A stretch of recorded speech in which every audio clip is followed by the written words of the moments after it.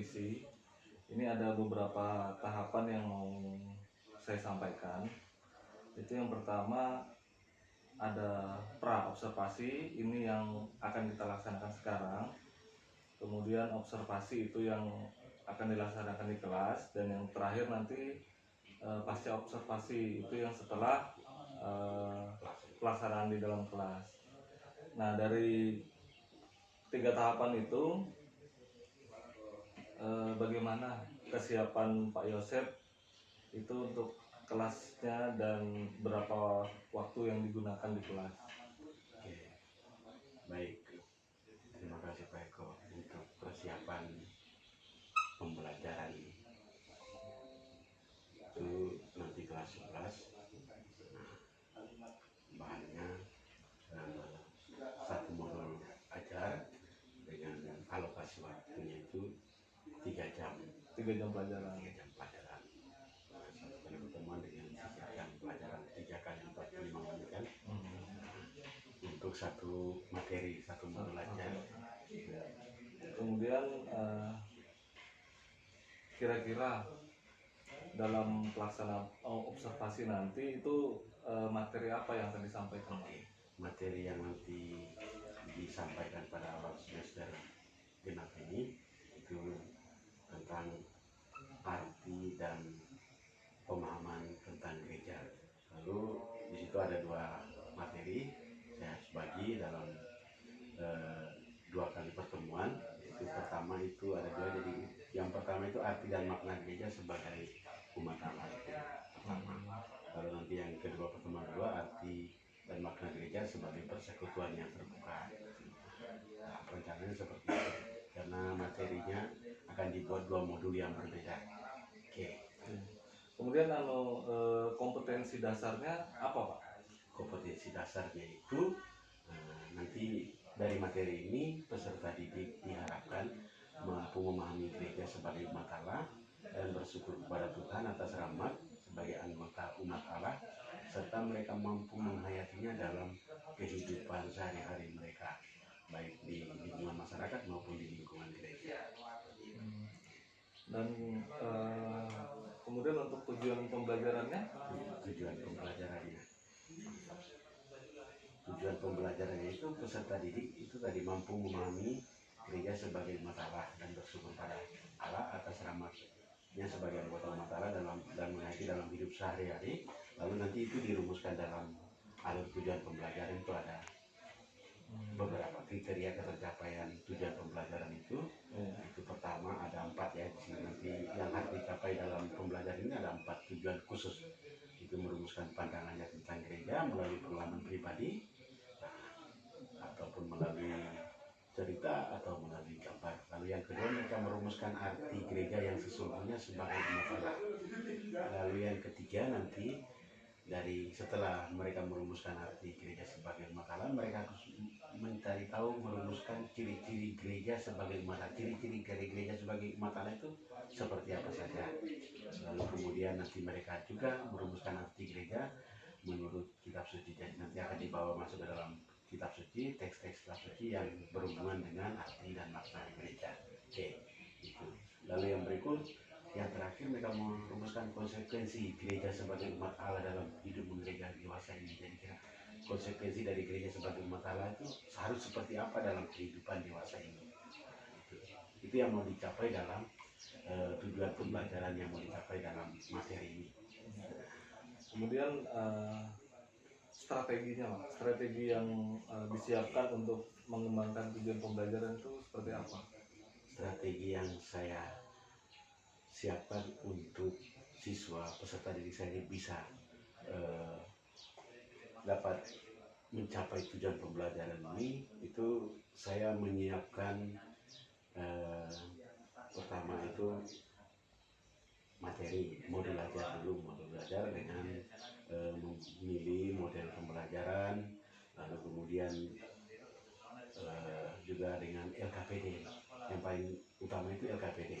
Jadi nanti siswa, setiap peserta didik mendapat LKPD untuk kemudian secara bertahap untuk melihat mempelajari tujuan-tujuan pembelajaran itu dalam proses tahapan-tahapan yang tersedia dari lembar kerja peserta didik itu. Itu. Oke. Terus modelnya Pak, model atau metode apa yang akan digunakan? Kalau model pembelajaran yang saya siapkan di sini itu discovery learning. Nah, dan dalam discovery learning itu yang saya selain mencapai tujuan, mengharapkan tujuan pembelajaran itu tercapai, para peserta didik juga melalui metode discovery learning ini diharapkan mereka mampu memiliki kemandirian dalam belajar. Nah, sehingga mereka bisa secara pribadi mengeksplor kemampuan mereka untuk memahami materi yang disiapkan ini. Jadi kan pada saat melakukan pembelajaran di kelas kan pasti kita punya kekhawatiran sendiri Pak ya. Jadi kekhawatiran apa yang kira-kira Bapak pikirkan untuk menerapkan pembelajaran ini Pak? Kekhawatiran saya itu yang karena saya ingin supaya siswa itu bisa mandiri dalam mencari tahu sendiri pengetahuan dalam materi yang hendak saya tawarkan ini, itu saya mengkhawatirkan bahwa selama ini siswa kita belum terbiasa dengan metode-metode atau model pembelajaran seperti ini, sehingga ini menjadi hal yang baru yang saya khawatirkan nanti mungkin tidak bisa berjalan dengan semestinya. Pasti nanti akan ada kekurangan dalam proses pendampingan setiap siswa. Tapi bahwa namanya proses pembelajaran, apapun kekhawatirannya, apapun kekurangannya, nanti kita harus mencoba. Kalau tidak mencoba, tidak mungkin bisa terlaksana. Iya, gitu. Jadi kan itu pasti ada upaya kan Pak, upaya untuk meminimalisir kekhawatiran yang kira-kira nantinya bakal muncul itu seperti apa? Upaya nanti itu salah satu hal yang paling mendasar itu pendampingan dari pribadi ke pribadi. Kebetulan jumlah siswa juga tidak banyak, sehingga kita akan mencari tahu kesulitan dari setiap peserta didik dalam proses pembelajaran itu, apakah mereka mengalami kesulitan, lalu kita mendampingi secara pribadi dari orang per orang, sehingga siapa tahu dengan begitu mereka didorong untuk bisa mandiri dalam belajar dan bisa mencapai tujuan pembelajaran itu. Nah, ini kan kita masih pra observasi ya. Jadi apa yang didapatkan dan apa manfaatnya pra observasi ini sebelum kita melakukan observasi? Observasi ini itu juga menjadi satu hal penting bagi saya untuk coba mempersiapkan hal-hal yang perlu, baik persiapan kelas, persiapan peserta didik, persiapan bahan ajar, beserta model pembelajaran segala macam itu untuk membantu saya sehingga apa yang menjadi tujuan pembelajaran dari materi itu ya bisa tercapai dengan kotak di atas maksimal, di atas presentasinya itu misalnya ya 75% siswa ke atas bisa menguasainya. Oh iya. Mungkin itu tahap dari observasi kita ini Pak. Nanti kita lanjutkan di observasi. Setelah itu nanti tahap selanjutnya kan pasca observasi. Ya terima kasih atas waktunya Pak Yosef. Selamat pagi. Ya terima kasih juga Pak Yosef. Selamat pagi. Silakan dulu. Apa kabar semuanya? Luar biasa. Hari ini program mau absen. Apakah semua hadir? Semua hadir. Tidak ada yang tidak hadir. Nah, jumlah kelas kita sedikit 5 orang. Satu Putra dan Oke.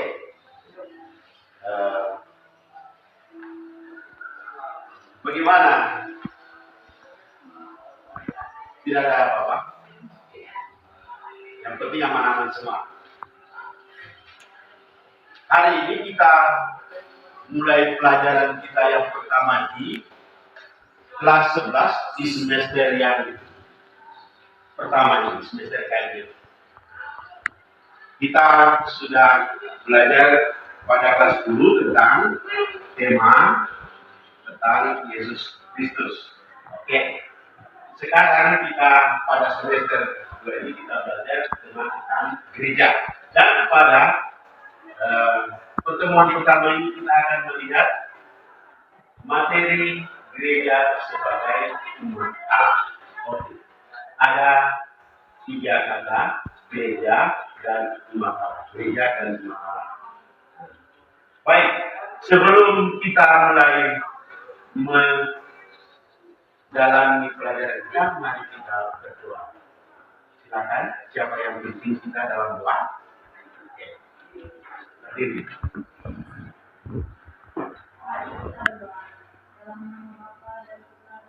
Terus, amin.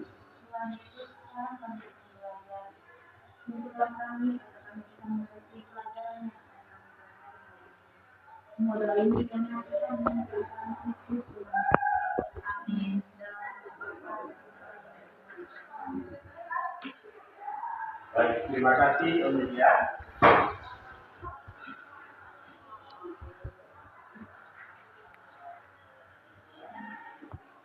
Jadi materi kita pada hari ini adalah gereja sebagai umat Allah.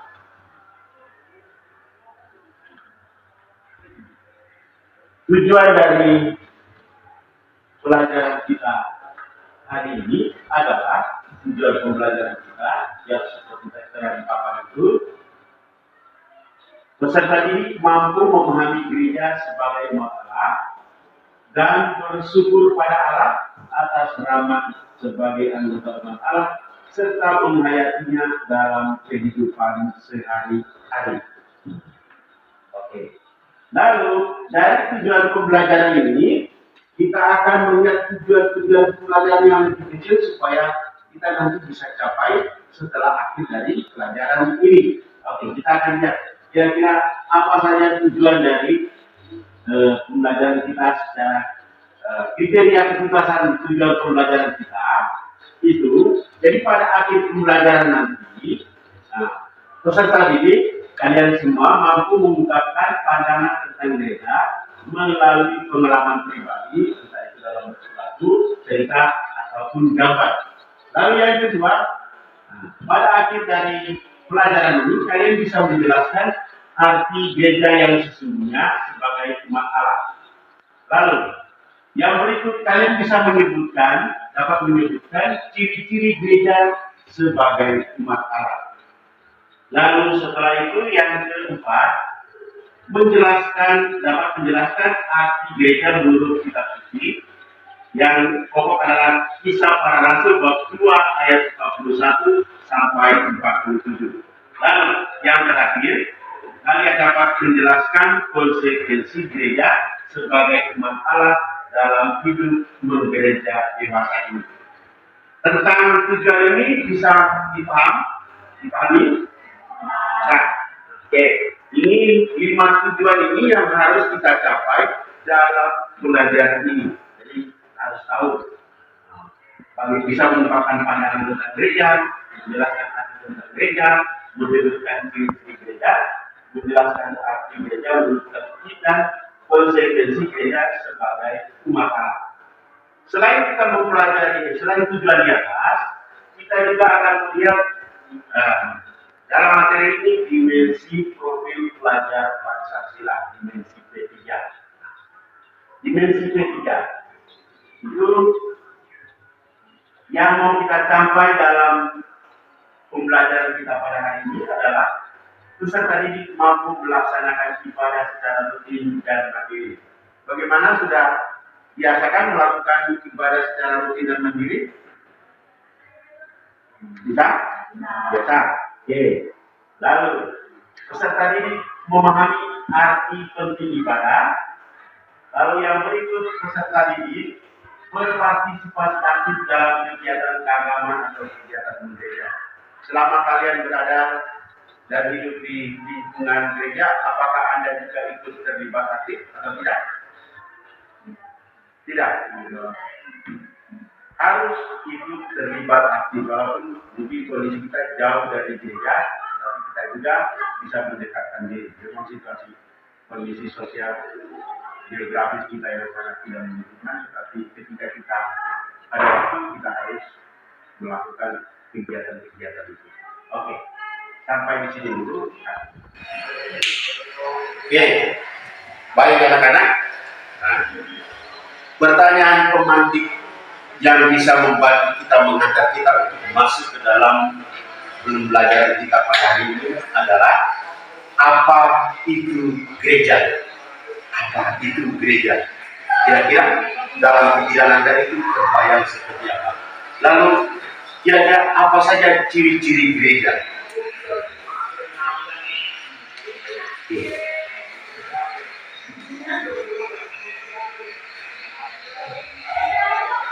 Sekarang dari pertanyaan pemantik tadi kita diminta untuk mengamati dua gambar yang di depan.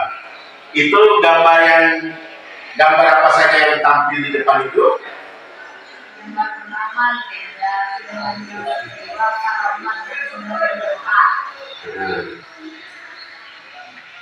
Yang lain sama aja. Jadi gambar pertama itu gereja, bangunan gereja. Lalu gambar yang kedua itu kumpulan orang yang sedang berdoa atau melaksanakan perayaan Ekaristi di gereja. Oke.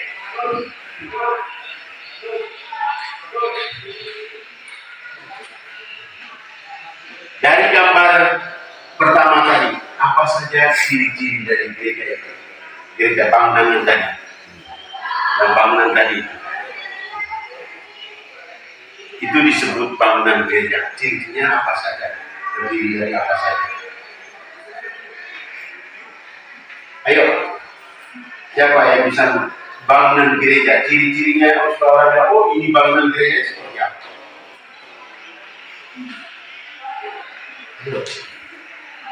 Yang membedakan antara bangunan lain dengan bangunan gereja itu apa? Yohanes, yang membedakan, ciri yang membedakan gereja dari bangunan yang lain. Ya, salib, ada salib. Apa lagi? Ada apa lagi?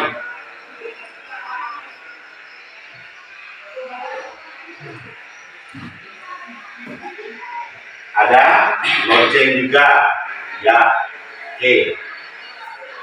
Lalu yang di sebelah, apa fungsi dari gereja itu? Fungsi dari bangunan gereja itu? Kira-kira? Fungsi dari gereja? Sebagai tempat beribadah. Ya, sebagai tempat untuk beribadah, sebagai tempat untuk melaksanakan perayaan-perayaan Ekaristi dan juga kegiatan-kegiatan rohani yang berkaitan dengan gereja. Oke. Lalu gambar kedua. Apakah mereka yang terlihat di gambar kedua itu dapat dikatakan sebagai gereja? Apakah mereka yang ada di dalam itu dapat dikatakan sebagai gereja? Orang-orang yang berkumpul itu disebut gereja? Ya, oke. Kalau itu kita maksud juga bahwa pertama kalian melihat gereja itu sebagai bangunan fisik saja. Tetapi ketika beralih ke gambar kedua, kalian beralih dari pandangan bahwa gereja itu bukan hanya bangunan fisik, tetapi orang-orang. Oke.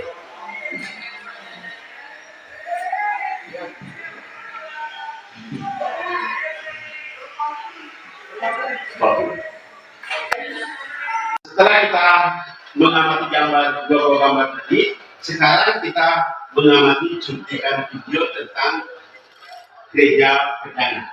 Diperhatikan baik-baik ya. Oke. Menurut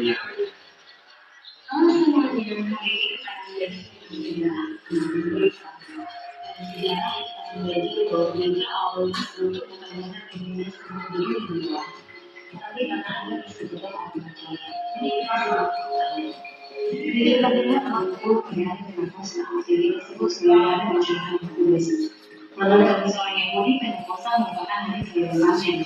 Pada hari ini mereka biasa ikut menyatakan sukacita dan bersyukur kepada Tuhan seperti Yerusalem. Nah, pada saat ini sehingga para Yahudi yang mau Yesus. Tapi sekarang mereka menjadi lebih berani merasakan Injil. Terus kemudian tampil satu tanggal dari diri orang yang berdiri untuk dibaptis. Tiga dua orang yang lain kemudian disebut sebagai gereja perdana atau jemaat perdana. Ada hal menarik yang bisa kita pelajari dari cara hidup perdana pada masa itu. Yang bisa membuat seperti kita sebagai gereja yang membantu. Yang pertama, mereka suka berkumpul mengucapkan roti dan berdoa. Pada saat ini kita mengenal dengan jenis gereja dalam hal tersebut atau kemudian.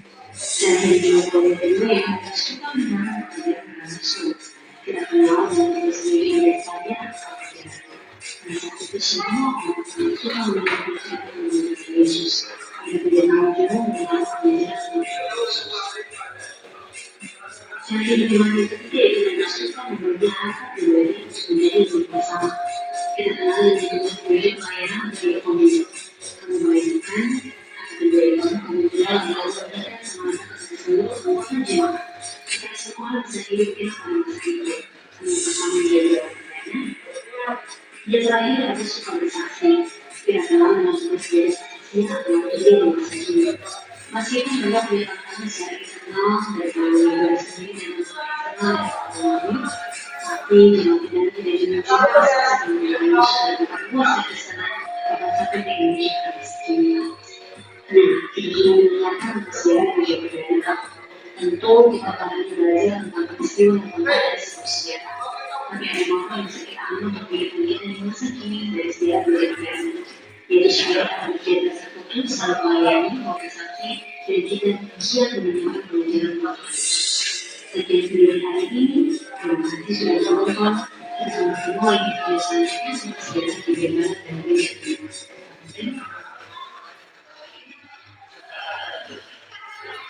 Oke, baik, setelah kita mengamati dua gambar tadi, lalu setelah itu kita mengamati cuplikan video yang baru saja kita lihat dan dengar.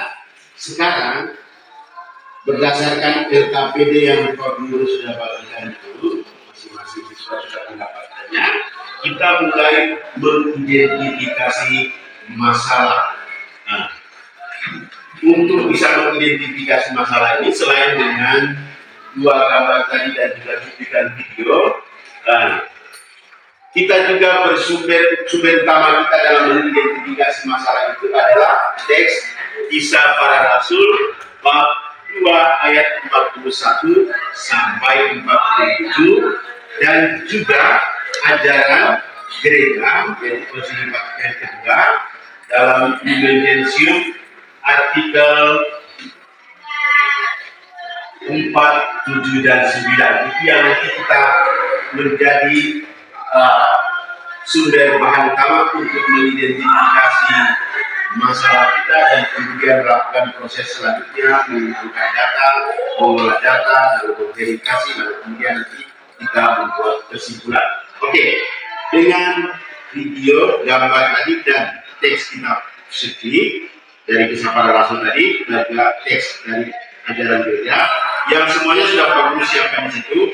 Kalian sekarang mulai bekerja mengidentifikasi masalah-masalah itu. Oke. Buatlah pertanyaan-pertanyaan dari suci atau dari ajaran sosial gereja tadi, ajaran gereja tadi, supaya kalian kemudian mencari tahu itu jawaban-jawaban yang kalian menjawab sendiri dari pertanyaan-pertanyaan yang kalian buat ya. Oke, sekarang kalian mulai melakukannya. Kalau ada kesulitan nanti, silakan bertanya, jangan malu-malu ya. Oke. Sekarang waktu kalian diberikan selama 10 menit untuk mengidentifikasi masalah. Untuk teks kitab suci dan ajaran gereja sudah ada di situ, Bapak sudah siapkan di situ, lalu mulai kerjakan pribadi. Oke. Terus secara berkelompok, berdua, bertiga di situ, oke, silakan. Ya.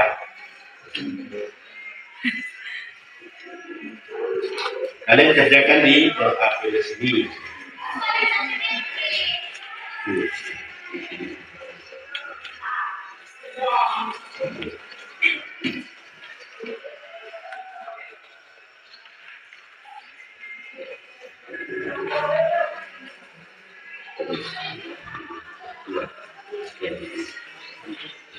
Jadi dari dua sumber bahan itu kalian mencari dan membuat pertanyaan-pertanyaan dulu. Lalu dari situ nanti kita masuk ke pertanyaan kegiatan berikut. Jadi kegiatan pertama ini kalian kumpul-kumpul pertanyaan dari teks ini juga dari ajaran gereja tadi. Kira-kira apa yang mau ditanyakan dan apakah bisa dijawab. Oke. Kalian sudah dapat pertanyaan misalnya contoh teman-teman? Yang misalnya nomor 1.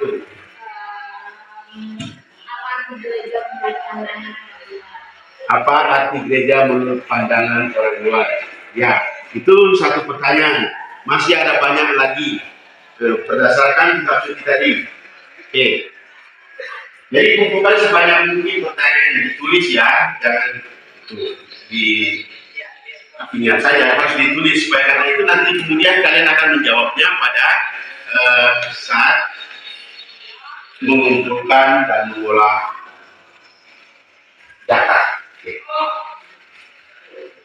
Kumpulkan dulu pertanyaan-pertanyaannya, nanti dari pertanyaan itu kita akan beralih kepada mengumpulkan data berdasarkan pertanyaan-pertanyaan yang kita buat itu.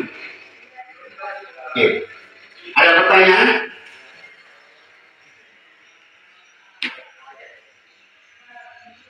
Paham tidak kalian?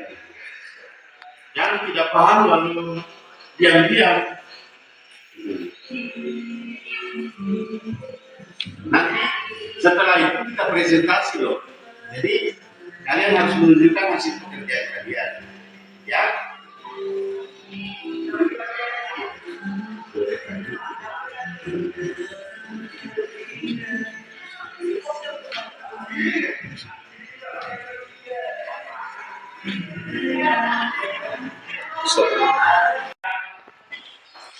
Sudah selesai membuat identifikasi? Kira-kira berapa pertanyaan yang dikumpulkan ini? Ada 4. Ada 4 juga. Main berapa? 6. Oke. Sekarang coba sebutkan tiap-tiap orang satu pertanyaannya. Ya, Anya. Apakah umat Katolik disebut gereja? Berikut. Rion. Apa itu gereja? Apa itu gereja menurut pandangan Anda? Berikut. Apa? Ya, apa makna kita? Makna gereja menurut kitab suci. Ya. Maya. Apa saja konsekuensi bagi kita sebagai anggota gereja umat Allah? Oke, bagus. Mai. Apa ciri-ciri gereja sebagai umat Allah? Oke. Nah, setelah kita sudah mengumpulkan pertanyaan-pertanyaan itu, saatnya sekarang kita mengumpulkan data untuk mencari jawaban dari pertanyaan-pertanyaan yang kita buat tadi. Paham ya?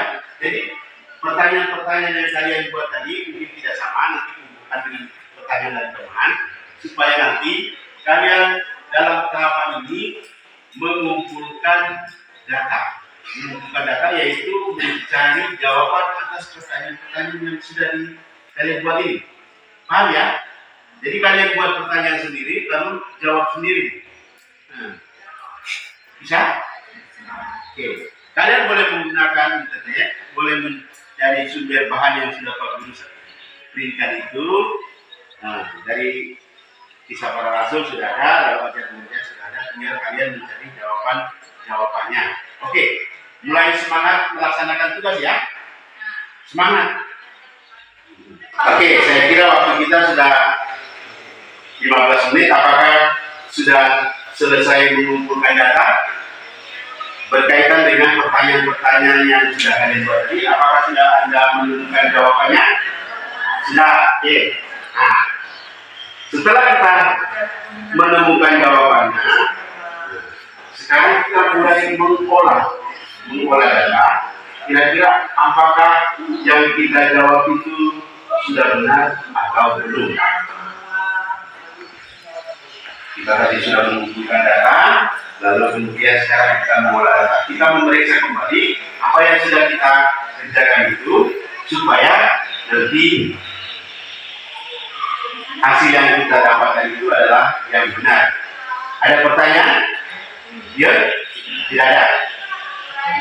Sekarang kita lihat kembali apa yang sudah kita kerjakan itu. Oke.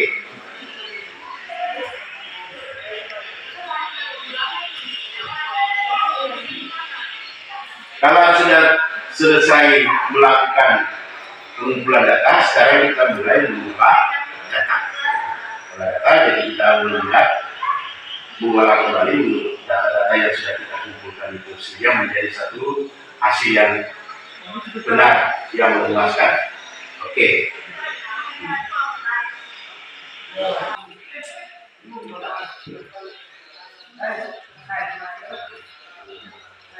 Ayo penelitian semangat lagi. Nanti kamu menang lomba itu.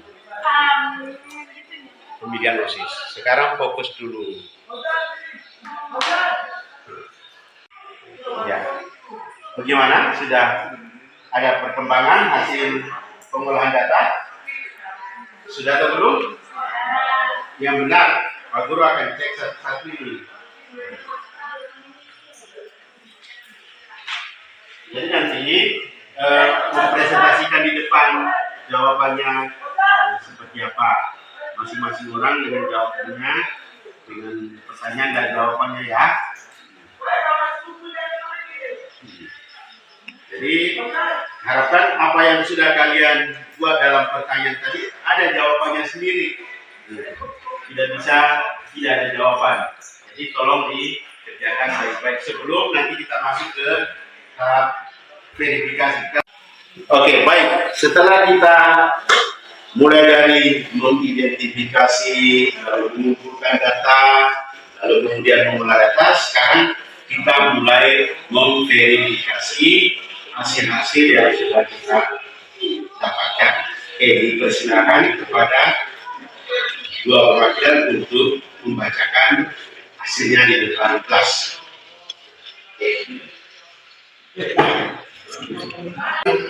Baik, saya presentasikan Anda apa itu gereja. Gereja merupakan sebuah bangunan di mana umat Kristiani berkumpul dan melakukan pujian terhadap Tuhan. Apa arti gereja menurut pandangan orang luar atau orang Kristiani? Jawabannya, menurut pandangan orang luar, gereja merupakan sebuah gedung dan tempat umat non-muslim melakukan ibadah. Merumuskan pesan keseluruhan teks Kisah Para Rasul pasal 2 ayat 41 sampai 47. Hidup umat pada dasarnya merupakan hakikat gereja itu sendiri, sebab hakikat gereja adalah persaudaraan, cinta dan kasih seperti yang dicerminkan oleh hidup umat anak. Keempat, jelaskan makna gereja menurut teks kitab suci tersebut. Ketiga, jelaskan ciri-ciri gereja sebagai umat Allah dalam perikop kitab suci tersebut. Selanjutnya, ciri gereja sebagai umat Allah terlihat dari sambutan dan inisiatif Allah. Persekutuan hubungan masalah antara manusia dengan Allah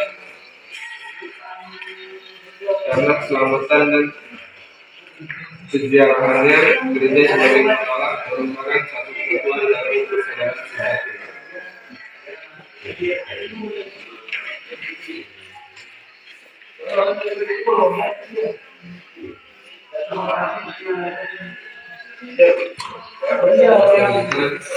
Jelaskan makna gereja sebagai masalah.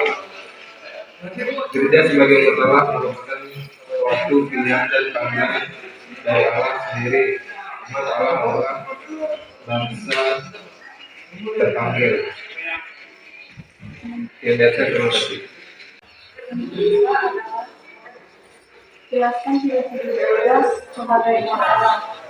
Jawabannya, jika gereja sebagai umat Allah terlihat dalam dari panggilan dan inisiatif Allah, persekutuan hubungan mesra antara manusia dengan Allah, upaya keselamatan. Nomor ketiga, jelaskan dasar dan konsekuensi gereja sebagai umat Allah. Jawabannya, dasar dari konsekuensi gereja sebagai umat Allah. Satu, hakikat gereja sendiri adalah persaudaraan sebagaimana jelas dalam tubuh gereja bertanah. Yang kedua, adanya nikah masal, karisma dan karunia yang tumbuh di dalam agama yang semestinya dipelihara dan dikembangkan untuk keadaan dalam jemaat. Yang ketiga, seluruh anggota gereja memiliki masalah yang sama dengan satu anggota. Meskipun perbedaan mereka terdapat fungsi yang berbeda. Oke, terima kasih atas pekerjaan kalian. Ini silakan.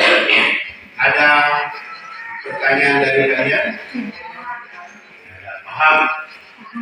Oke, kalau begitu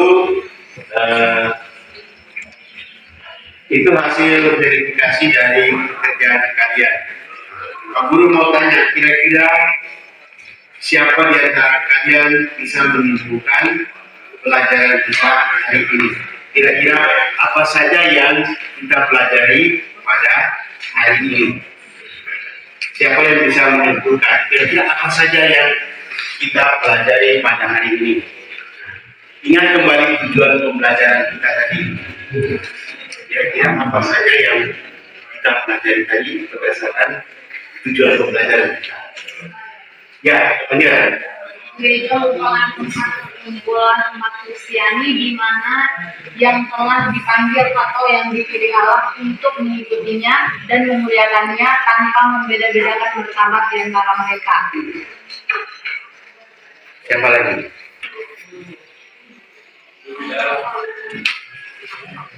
Kita pelajari tentang apa itu? Apa itu gereja sebagai umat Allah. Jadi pengertian gereja sebagai umat Allah. Lalu yang kedua, ciri-ciri. Kira-kira ciri-ciri apa yang sudah kalian pelajari dari kisah para rasul itu? Ciri-ciri dari gereja itu apa saja? Oke. Ciri-ciri dari gereja. Lalu kemudian apa konsekuensi dari gereja sebagai umat Allah? Oke. Sekarang baru akan memberikan kesimpulan.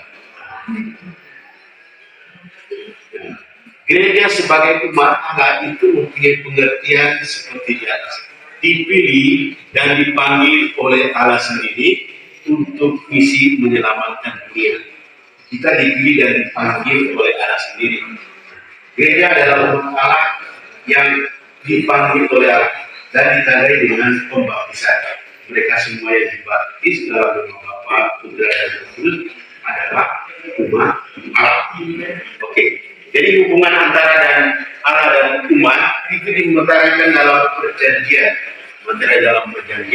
Kalau umat Allah itu taat, harus taat pada perintah Allah, maka Allah sendiri akan menepati janji-janjinya. Itu pengertian pertama. Lalu umat Allah selalu dalam perjalanan melewati padang pasir menuju tanah terjanji. Artinya umat Allah itu sedang bersiara di dunia ini menuju rumah Bapa. Jadi umat Allah itu, gereja itu umat Allah yang sedang bersiara menuju ke rumah Bapa di surga. Lalu kemudian ciri-ciri dari gereja sebagai umat Allah itu apa saja? Itu ada. Pertama, ciri yang pertama itu panggilan dan inisiatif Allah. Jadi ciri-cirinya itu bahwa kita yang terpanggil oleh Allah, Allah yang memanggil kita. Dan itu inisiatif dari Tuhan, bukan dari kita. Lalu yang berikut, persekutuan mesra dengan Allah dalam diri Yesus Kristus.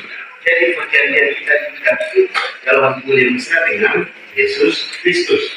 Lalu kita dipanggil untuk apa? Ciri-cirinya kita dipanggil untuk satu misi tertentu, yaitu misi keselamatan dunia tujuan.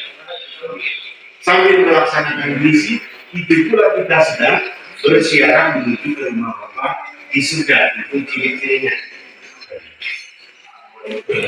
Lalu, tadi kita sudah membaca kisah para rasul.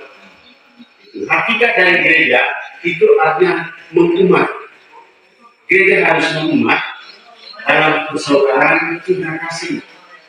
Jadi gereja dalam gereja dan itu harus ada namanya persaudaraan cinta kasih. Dia di jemaat tetap perdana tadi. Mereka menjual apa yang mereka punya untuk berbagi dengan anggota-anggota kelompok. Dan dalam gereja itu ada karisma dan rupa-rupa karunia sebagai kekayaan dari gereja. Kekayaan dari gereja. Jadi ada berbagai macam karisma dan rupa-rupa karunia yang ada di dalam komunitas gereja itu. Itulah dimana kita bisa saling berbagi di situ.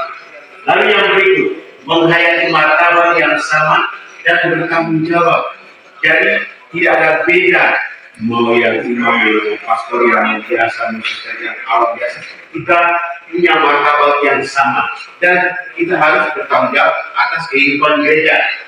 Lalu yang berikut, karunia Roh Kudus. Karunia Roh Kudus itu bukan hanya untuk kepentingan diri sendiri, tapi untuk kepentingan yang besar, yaitu keluar untuk mewartakan kabar gembira. Jadi dengan adanya karunia Roh Kudus, kita berani untuk bisa mewartakan kabar gembira. Lalu ciri gereja dari kisah para rasul itu kesatuan dalam persaudaraan sejati. Oke. Lalu yang terakhir, dasar dan konsekuensi gereja sebagai umat Allah. Dasar dan konsekuensi. Kira-kira apa dasar dan konsekuensi gereja sebagai umat Allah? Itu dalam kisah para rasul bab 2 ayat 41 sampai 47. Hakikat gereja sendiri adalah persaudaraan cinta kasih. Jadi mau tidak mau kita dalam gereja harus menghidupi namanya persaudaraan yang penuh cinta kasih. Lalu yang berikut dalam 1 Korintus bab 12 ayat 7 sampai 10. Aneka macam karisma dan karunia yang tumbuh di kalangan umat itu dipelihara dan dikembangkan untuk pelayanan dalam jemaat. Jadi dalam keberaneka kita itu ada banyak karunia terus. Ada yang dokter, ada yang jadi pastor, ada yang jadi guru, ada yang jadi pilot, ada yang jadi apa saja. Semua kita itu berkumpul lalu kemudian mengembangkan apa yang bisa kita lakukan di gereja. Jadi kami ini lewat orang-orang, lewat menyanyi. Nanti kemudian itu berguna bagi bersama dalam komunitas. Lalu dalam 1 Korintus 12 ayat 12 sampai 14, seluruh anggota gereja memiliki martabat yang sama sebagai satu anggota umat Allah, meskipun di antara mereka terdapat fungsi yang berbeda-beda. Jadi ada fungsi yang berbeda-beda, tetapi kita mempunyai martabat yang sama. Tidak ada yang lebih tinggi, tidak ada yang lebih rendah. Kita semua adalah namanya umat Allah. Sampai di sini, apakah sudah bisa menangkap sudah bisa mendapatkan tujuan pembelajaran kita pada hari ini? Sudah? Oke. Sebelum kita menutup kegiatan kita ada tes formatif. Untuk itu saya minta kepada kalian semua mengerjakan tes formatif ini. Ada 8 nomor soal yang perlu Anda jawab. Kerjakan sendiri ya.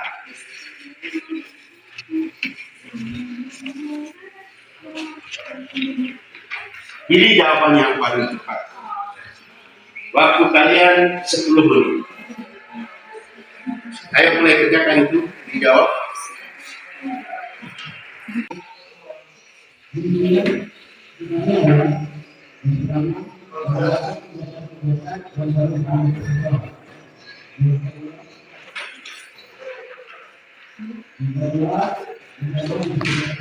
Nah, waktu kita hampir selesai. Apakah sudah selesai menjawab soal-soal ulangan? Sudah, silakan dikumpul bagi yang sudah.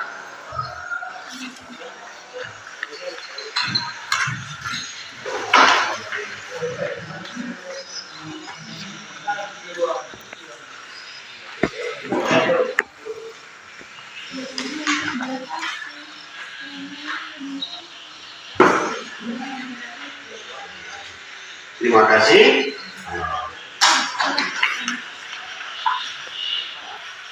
Baik anak-anak, dengan selesai mengerjakan tes formatif kita pada hari ini, maka dengan ini pelajaran kita pun berakhir.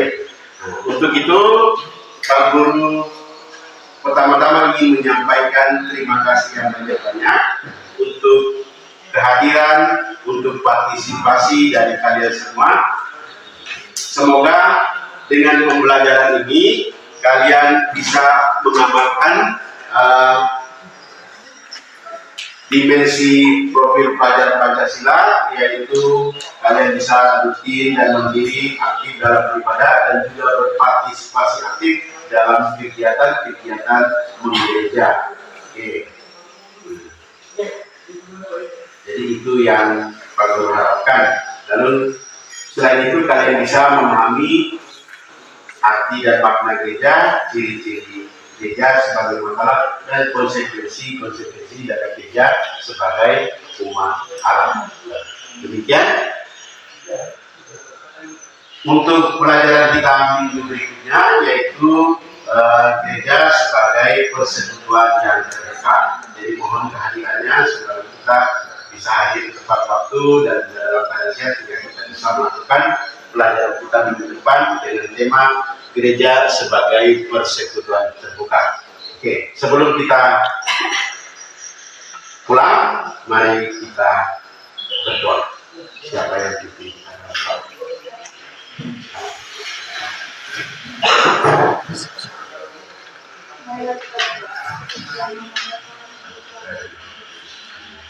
Tuhan, kami berterima kasih untuk penyertaan dan kami dalam pembelajaran ini. Semoga kami dapat menghayati dan mengamalkannya dalam kehidupan kami setiap hari.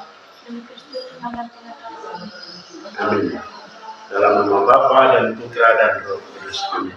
Terima kasih Mai. Selamat siang. Sampai jumpa minggu depan. Oke.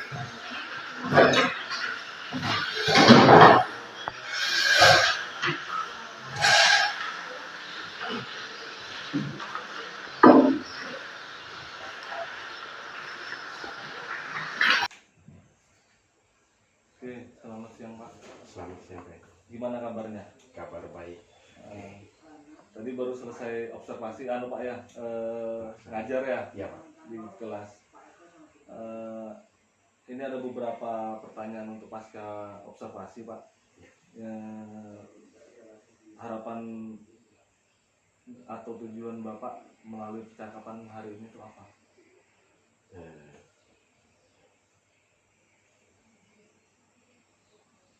Harapan dan tujuan percakapan di kelas ya. Ya. Jadi harapannya bahwa apa yang saya sampaikan kepada siswa melalui pembelajaran tadi di kelas itu, peserta didik bisa mencapai tujuan-tujuan yang sudah tercatat dalam guru ajar itu. Ada 5 alur tujuan pembelajaran yang siswa mesti dapatkan itu pada akhir pembelajaran. Nah, kemudian ini kan baru selesai observasi Pak ya. Jadi perasaan sama suasana hati pada saat melaksanakan pembelajaran itu gimana? Ini berkaitan dengan perasaan suasana hati. Jadi ketika memulai kegiatan pembelajaran di kelas itu, perasaan saya apakah dengan model pembelajaran yang baru bagi peserta didik ini, apakah mereka bisa melaksanakan tahapan-tahapan dalam proses model pembelajaran yang saya pakai itu discovery learning itu. Nah, kecemasan dan juga rasanya bahwa apa yang laksanakan tadi itu memang penerapan model pembelajaran baru dan masih banyak yang perlu diperbaiki, ditingkatkan lagi, yang namanya baru ya. Ya. Nah, itu kan namanya baru Pak ya, jadi pasti ada strategi nih, strateginya untuk mengembangkan tujuan pembelajaran apakah sudah sesuai dengan harapan pada saat kita kemarin observasi atau masih jauh dari itu? Masih. Saya kira yang kita harapkan itu harusnya lebih baik lah, tetapi dalam pelaksanaan itu masih ada kekurangan. Nah, itu terlihat ketika hasil kerja lembar kerja peserta didik itu masih ada satu siswa yang belum betul-betul masuk ke dalam model pembelajaran itu, sehingga ya namanya sumber belajar yang terbatas, lalu kebiasaan-kebiasaan yang seperti ini menerapkan model pembelajaran ini baru sama sekali, sehingga itu masih menjadi hal yang asing. Lalu juga pendukung-pendukung, sehingga pencapaian dari peserta didik itu belum terlalu maksimal. Cuma bersyukur bahwa dari 5 peserta didik itu ada 3 yang luar biasa dan ada 1 yang sudah cukup cukup cakap lah. Jadi untuk tahapan ketercapaian tujuan pembelajaran sudah mulai tercapai ya. Terlihat ada itu. Lalu ada satu lagi itu soal kemandirian belajar yang mau didapatkan dalam proses pembelajaran penerapan model pembelajaran discovery learning itu. Memang kemandirian belajarnya masih belum terlihat, siswa belum terlalu terlihat mandiri ya dalam belajar. Kita masih perlu lagi untuk memberi nasihat, dorongan dan peneguhan kepada mereka, pendampingan yang lebih personal supaya mereka merasa bahwa sebenarnya kita bisa mendapatkan ilmu pengetahuan dengan kemampuan-kemampuan yang ada dalam diri kita sendiri. Berarti kan banyak hal-hal positif yang harus dikembangkan ya. Harus dikembangkan, atau mungkin apa yang hal-hal positif kira-kira yang harus dikembangkan sama yang harus diperbaiki, kira-kira ada atau sudah cukup? Saya pikir hal-hal positif itu, hal-hal yang baik itu harus perlu dikembangkan terus. Karena kalau kita bilang cukup, ternyata bagi peserta didik belum. Jadi kita harus betul-betul memperhatikan kebutuhan peserta didiknya seperti ini, lalu kita juga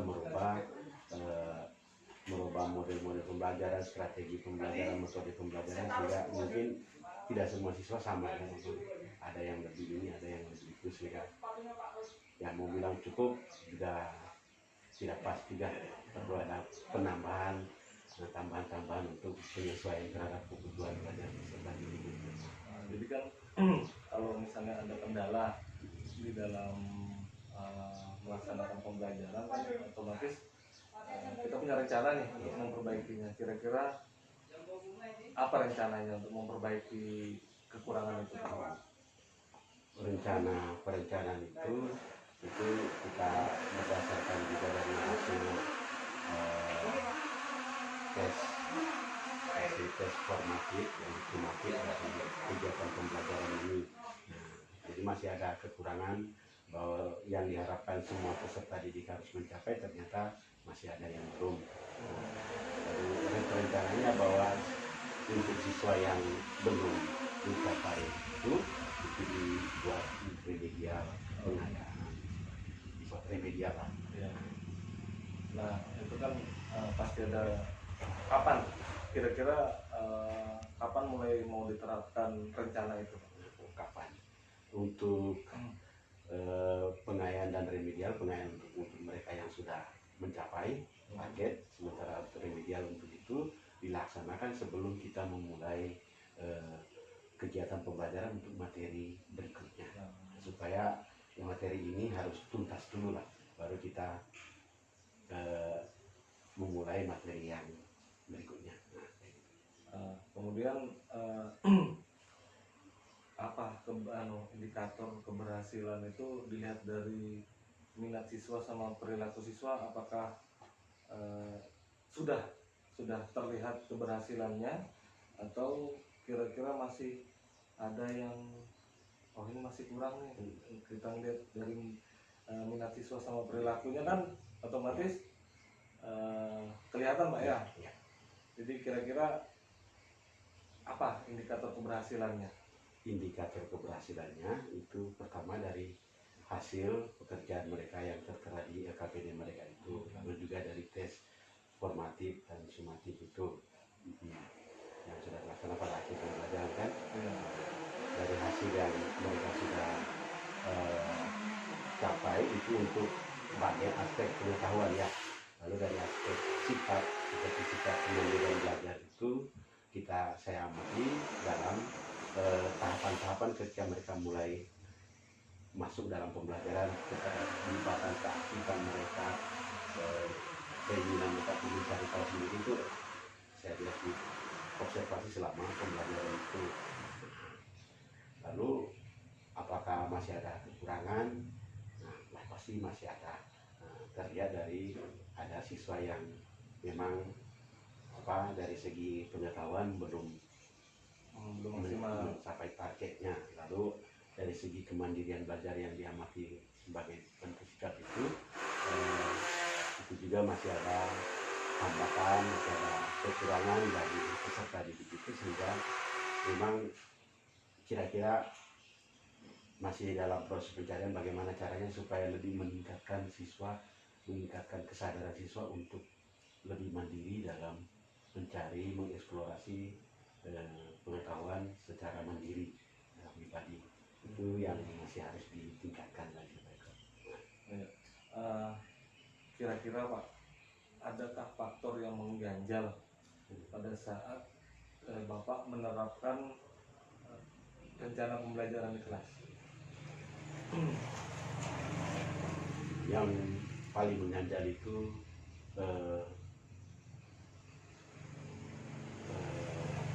ruangan kelas yang tidak tersedia, kita hanya pakai lab. Jadi ruangan kelasnya sangat terbatas, sehingga kita dadakan aja menggunakan itu. Lalu kemudian fasilitas yang masih ini, sehingga ketersediaan sumber-sumber belajar juga masih, sehingga dalam pelaksanaannya memang masih jauh dari yang diharapkan. Tetapi bahwa hal-hal itu tidak menjadi penghambat untuk terus berjuang meningkatkan pelayanan terhadap peserta didik, pemberian yang terbaik lah untuk peserta didik.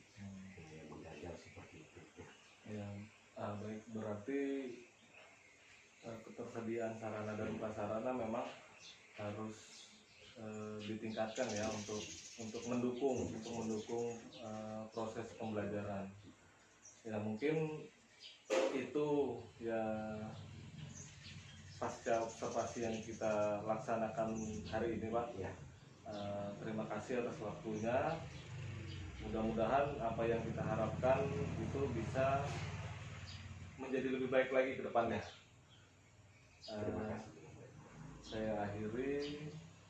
Selamat siang Pak. Selamat siang.